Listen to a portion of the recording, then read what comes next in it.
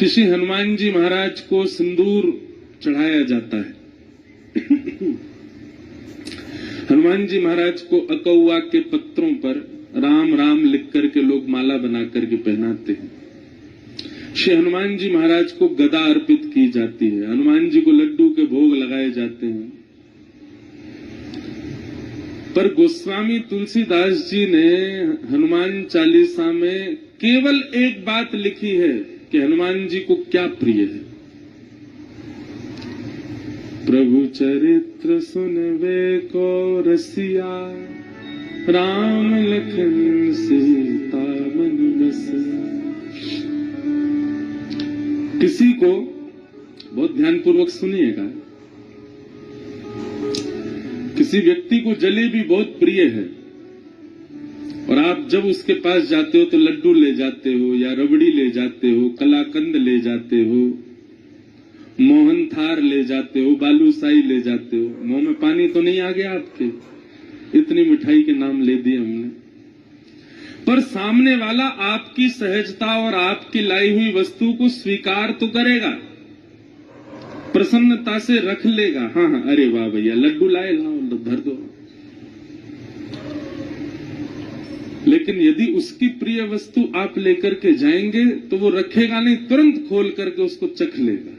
अच्छा जलेबी लाओ भाई, अरे गरम गरम है, अभी पा लेते हैं। चाहे उसका पेट भरा हो, चाहे वो कितना भी तृप्त क्यों ना हो, उसकी प्रिय वस्तु उसके सामने प्रस्तुत करोगे तो तुरंत लेगा। हमारा और भावों से कोई विरोध नहीं है। आप ऐसा मत सोचना कि हम हनुमान जी की अन्य सेवा के लिए मना कर रहे हैं। कई जगह वर्णन है कि ऐसे ऐसे हनुमान जी को रिझाओ, हनुमान जी के सामने ये करो, ऐसा करो, ये उपाय करो, आदि आदि सब ठीक है। पर वही बात है कि आप अन्य उपाय करोगे तो हनुमान जी महाराज उस उपाय को लेंगे, रख देंगे। कभी जैसे हम फ्रिज में रख देते हैं मिठाई, फिर कुछ दिन बाद चख के देखते हैं। तो आपके द्वारा प्रस्तुत जो भी भाव है, हनुमान जी उसको ले तो लेते हैं पर रख लेते हैं और पुनः अपने ध्यान में बैठ जाते हैं। लेकिन जैसे ही कोई सन्मुख आकर के प्रभु श्री राम या प्रभु श्री कृष्ण की मधुर कथा, कोई लीला सुनाने लग जाता है, हनुमान जी अपना नाम जप साधन आदि सब छोड़ करके नेत्र खोल के उसको सुनते हैं। और कैसे सुनते हैं?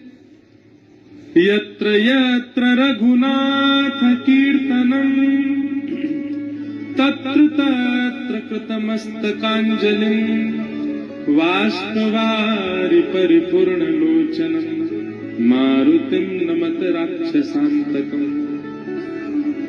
वाष्पवारि परिपूर्ण लोचनम, नेत्र सजल हो जाते हैं हनुमान जी के कथा सुनते हुए, और कथा वो तुरंत स्वीकार करते हैं। इसलिए हम तो श्रोताओं से भी कहते हैं कि आप कथा सुनकर के जाया कीजिए, कोई अच्छा चरित्र याद कर लिया कीजिए, और मंगलवार शनिवार आपके ऊपर जो भी बुरा समय चल रहा है, कोई हारी बीमारी चल रही है, ब्रजवासी की कही एक बात मान लीजिए, कोई नियम मत कीजिए, हनुमान जी के पास हर मंगलवार जाकर के एक भक्त या भगवान का चरित्र सुना करके आओ। महाराज 108 सोमवार, वो क्या बोलते हैं, 108 मंगलवार, 11 मंगलवार आदि आदि, ये सब क्रम है कि जाओ हनुमान जी के पास जाके चोला चढ़ाओ, ये करो, तुम्हारे आर्त दूर हो जाएंगे। हम कह रहे हैं 108 मंगलवार में जो फल मिलेगा ना, वो एक मंगलवार में कथा सुना दो हनुमान जी को, उसी से ही प्रसन्न हो जाएंगे। इतने रसिक हैं हनुमान जी कथा के। लेकिन हम सारे साधन करते हैं हनुमान जी को रिझाने को, वही नहीं करते जो हम सब रोज गाते हैं, हनुमान जी के सामने ही गाते हैं। जब हम कहते होंगे ना प्रभु चरित्र सुन वे को रसिया, हनुमान जी कहते हैं तो पता है तो फिर क्यों नहीं सुनाता मुझको?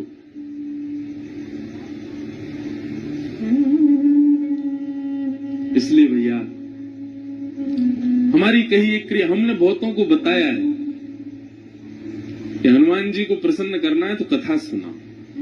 हमारी तो कथा के मुख्य श्रोता ही हनुमान जी हैं। आपको दिख जाए तो बहुत बड़ी बात है। ये देखो, ये हमारी पहली कथा से सारी कथा सुन रहे हैं, और गदा वाले हनुमान जी नहीं है, कीर्तनिया हनुमान है।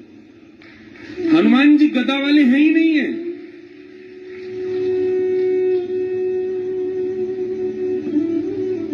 गदा पर अगर दृष्टि जा रही है तो इसका मतलब आप हनुमान जी का प्रभाव देख रहे हो। तो हनुमान जी का अगर स्वभाव खोजो, हनुमान जी के हृदय में झांक करके देखो, तो हनुमान जी गदा तो उठाते ही नहीं है, बहुत कम। वह उठाई थी राम रावण युद्ध में, उसके बाद हनुमान जी गदा साइड में रखी रहती है।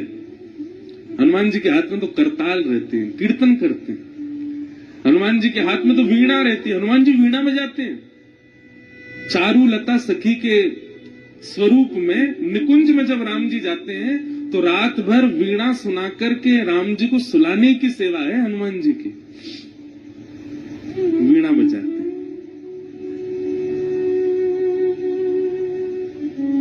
पर हमको लगता है कि ये रौद्र हैं, ये भयानक हैं, ये आर्तों को नष्ट करना जानते हैं। 24 घंटा केवल वीर आसन में बैठ करके और हमारे दुख दारिद्रों को दूर करना ही इनका काम है। नहीं,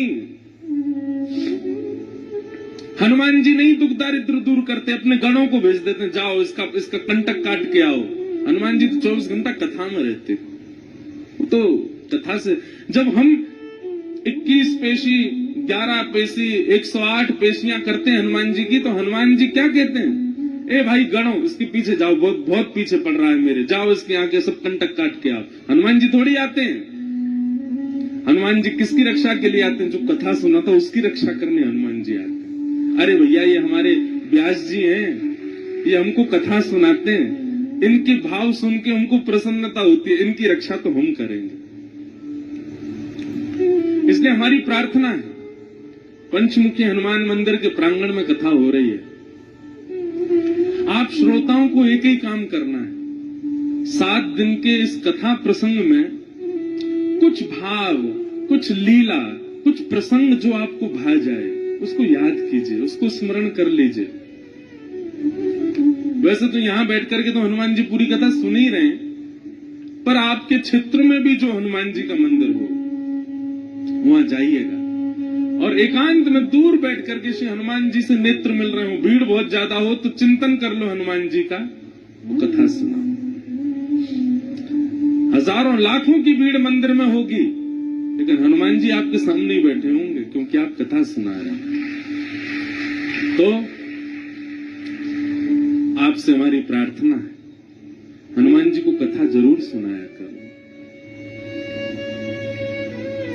गोस्वामी तुलसीदास जी को राम जी मिले ही हनुमान जी की वजह से, और हनुमान जी मिले कथा की वजह से। सबको कथा पता ही है। गोस्वामी तुलसीदास जी एक वृक्ष में रोज जल डालते थे अपने नित्य क्रम में, तो उस जल पर कोई ब्रह्म प्रेत रहता था।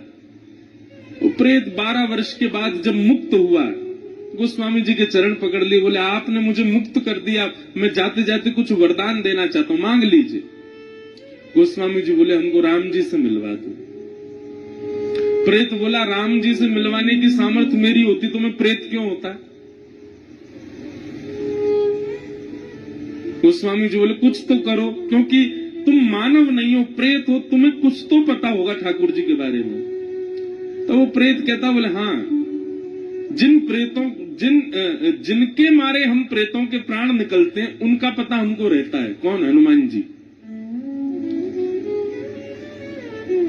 वो कहां घूम रहे हैं, कहां बैठे हैं, क्या कर रहे हैं, ये हम सब प्रेतों को पता होता है।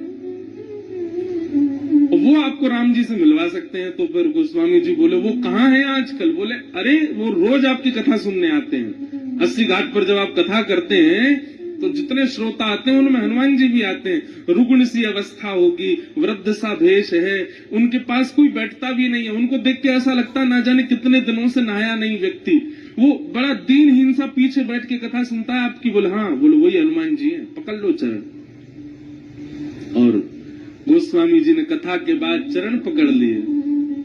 वो तो छुड़ाने लगे, अरे व्यास जी आप चरण क्यों पकड़ रहे हैं, मैं सामान्य सा जीव, मैं दीनहीन सा प्राणी, आप मेरे बोले कोई दीनहीन नहीं हो, मैं जानता हूं आप हनुमान जी हो। इतने में ही आहा, श्री हनुमंत लाल प्रकट हो गए और प्रकट होकर के गोस्वामी जी को हृदय से लगा लिया। नेत्र सजल हो गए। गोस्वामी जी बोले हनुमंत लाल, आप इतने दिन से कथा सुनने आते, मैं रोज आपको देखता, आप पीछे आकर के बैठ जाते, कोई आपका स्पर्श भी नहीं करता था, कोई आपके पास बैठता भी नहीं था। हनुमान जी कहते कथा सुनने की विधा यही होनी चाहिए।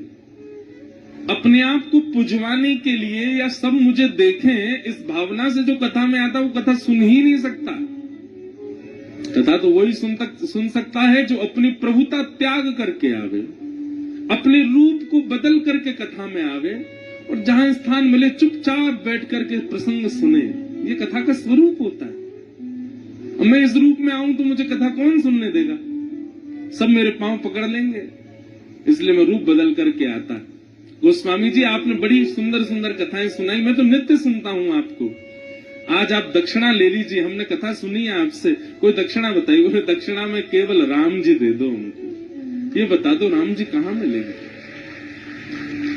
तब हनुमान जी ने पता बताया, बोले चित्रकूट जाइए और श्री चित्रकूट में आपको रघुनाथ जी के दर्शन हो। तो भैया हनुमान जी केवल संकट हरण नहीं है, हनुमान जी केवल पीड़ा निवृत्ति करने वाले नहीं है, हनुमान जी केवल हमारे आर्तों को दूर करना जानते हैं, यही उनका काम नहीं है। ये सब तो उनके गण करते हैं, हनुमान जी नहीं करते।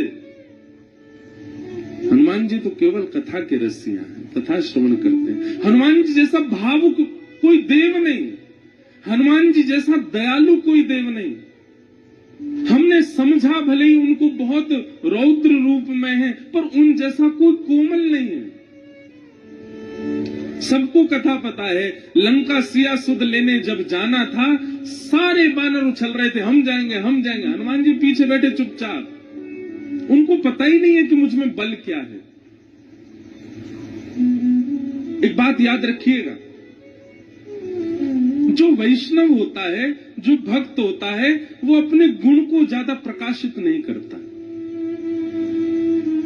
जैसे किसी के अंदर कोई गुण होता है ना, वो उस गुण को इतना प्रकाशित कर देता है कि उसके चेहरे पर ही वो दिखने लग जाता है, इसमें ये गुण होगा। जैसे किसी के पास धन बहुत है, धनवान है, तो स्वरूप ही ऐसा बना के घूमेगा कि देखने वालों को पता चल जाए धनवान है।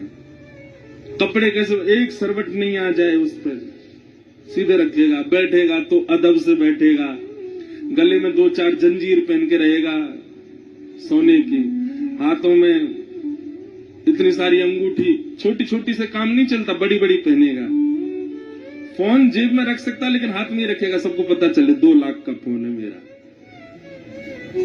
जूता चप्पल ऐसी टिमटिमा रहे होंगे उसके कि मानो जैसे कोई तारे चमक रहे हों। तो वो अपने स्वरूप से ही बता देता है कि मैं धनवान हूं। ऐसे ही धनवान व्यक्ति अपना स्वरूप बता देता है। बलवान व्यक्ति, कपड़ा फटे जा रहे हैं, निकल रहे हैं, महाराज यहां से हाथ निकल रहा है, यहां से छाती निकली जा रही है, चले तो हाथ यूं। हमारे साथ बेचारे 2 भैया हैं, ये तो बड़ी